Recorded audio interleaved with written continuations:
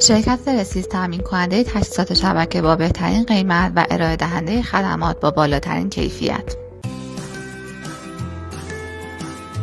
Let's look at a typical data center environment.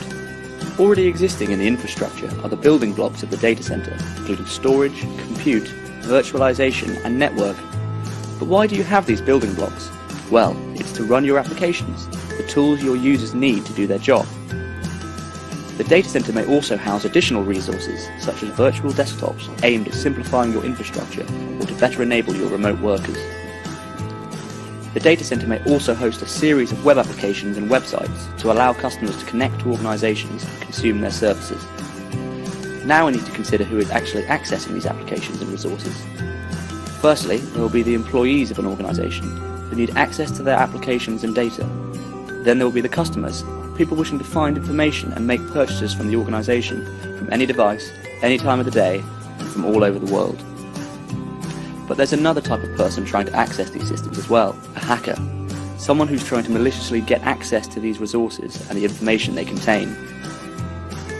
By understanding both your customer base and user dynamics, you can better understand the applications they are consuming and optimize their delivery, whilst keeping the hackers at bay. There are 4 key layers of protection to consider to ensure your environment is secure and delivers a high-quality service to users. The first layer to consider is the network layer. You need to minimize the attack surface exposed to the internet by implementing a high-performance data center class firewall. This firewall needs to be able to handle the increasing volume of north-south traffic generated by the ever-increasing number of connected devices. It needs to be able to inspect traffic types and ensure that only the right shapes of traffic are allowed through the holes. It also needs to be able to handle the increasing volume of encrypted traffic by being able to open up and inspect SSL traffic. And all of this whilst providing cutting-edge DDoS mitigation services.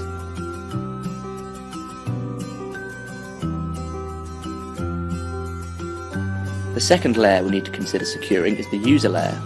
How do we make sure that only the right users get access to the right resources, such as VDI and VPN access?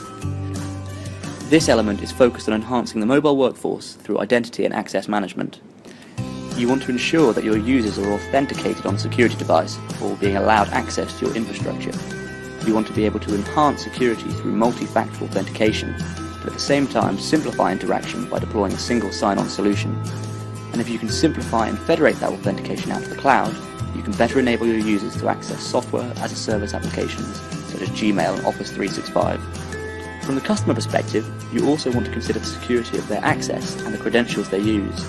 You want to ensure your customers aren't susceptible to phishing scams and web fraud, which brings us onto the third layer of protection.